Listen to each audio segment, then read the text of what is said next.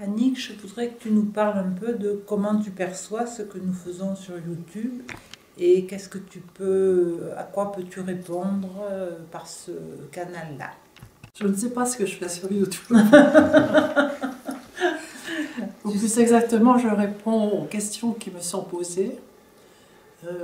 Je crois que ces questions sont extrêmement intéressantes en ce sens que le monde aujourd'hui est très perturbé, plus que perturbé.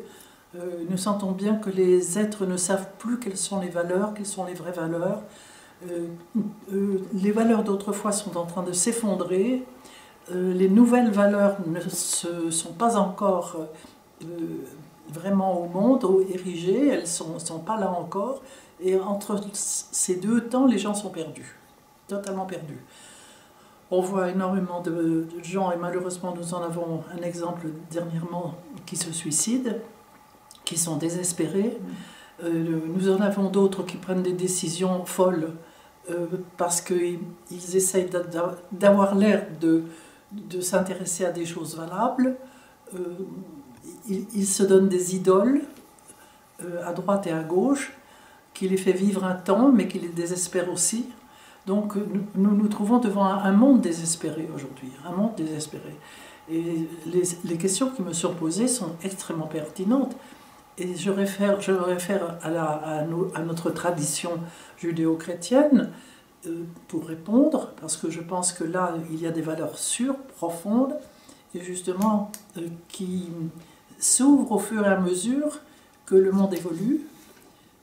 Nous entrons dans des paradigmes différents, et à chaque paradigme, des lois nouvelles se présentent, qui s'expriment, et ce sont ces lois-là qui, je crois, sur lesquelles on peut se reposer aujourd'hui beaucoup plus que sur celles d'avant. Je veux dire par exemple que les problèmes de morale, de bien et de mal, c'est terminé.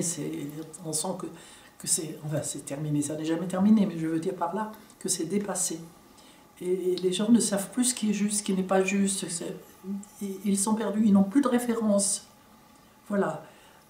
En m'appuyant sur ces valeurs-là, sur les valeurs d'ailleurs dont je m'appuie aussi sur les valeurs des autres traditions, car on va trouver dans les autres traditions du monde, les grandes traditions du monde, on va retrouver des valeurs équivalentes à celles qui habitent ces nouveaux paradigmes. Et c'est ça que j'essaie d'exprimer, tout simplement. Oui. Quand tu as commencé à parler, que tu t'appuyais sur cette tradition, en moi-même, je me disais non, elle s'appuie sur du spirituel, pas sur quelque chose de complètement cadré et de figé. Et ce spirituel, on le retrouve dans toutes les traditions. Oui, c'est certain.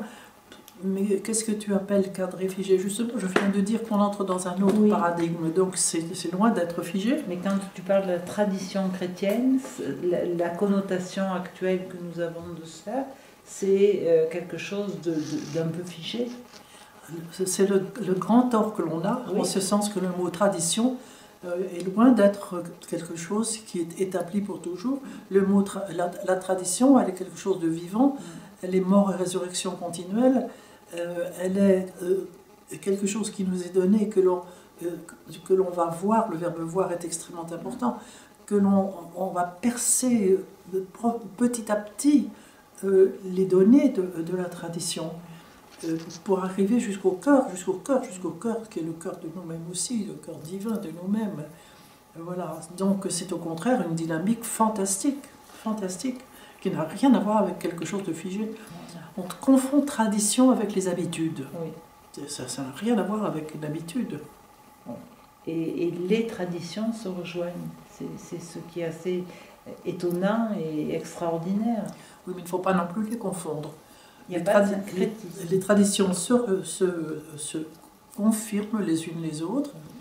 Elles sont, je compare toujours les traditions aux différentes couleurs de l'arc-en-ciel. Elles portent toute la lumière une d'où elles proviennent. donc leur couleur est bien différente, et il faut les prendre avec leurs différences, mais en même temps, elles sont toutes porteuses dans leur profondeur de la lumière dont elles proviennent. Donc c'est vers cette lumière qu'il faut aller, et c'est elle qui va éclairer le monde nouveau qui est en train de naître. Car derrière notre grand chaos d'aujourd'hui, il y a un monde qui est en train de se chercher et de naître. Ce que tu nous dis, c'est que derrière toute spiritualité, il n'y a que là qu'on peut trouver du sens en allant au cœur de chaque tradition. Au cœur de chaque tradition, exactement. C'est là où on trouve le sens. Mais il est bien certain que nous sommes aussi dans cette bouillie noire. Je compare toujours ça à la chrysalide avant qu'on ne devienne papillon. Il y a la bouillie noire. Nous sommes dans cette bouillie noire. Nous sommes dans le chaos. Et le chaos est toujours le porteur d'une naissance extraordinaire. Et nous sommes, je crois, à la veille d'une naissance extrêmement importante, mais nous sommes dans cette bouillie noire, dans ce chaos total, et c'est là où il faut essayer de construire le papillon. Il se construit, moi je sens très bien qu'il se construit, à travers toutes ces demandes de tous ces êtres qui viennent sur Google. Je crois vraiment qu'ils ne se rendent pas compte que ce sont eux qui construisent le papillon. Parce que leur désir, le désir est tellement fondamental, leur désir est en train de construire les filaments subtils d'un monde nouveau. On va te dire merci à toi, Annick, de nous donner ces explications, et merci aussi à YouTube de les véhiculer. Et merci à toi, ma chère amie.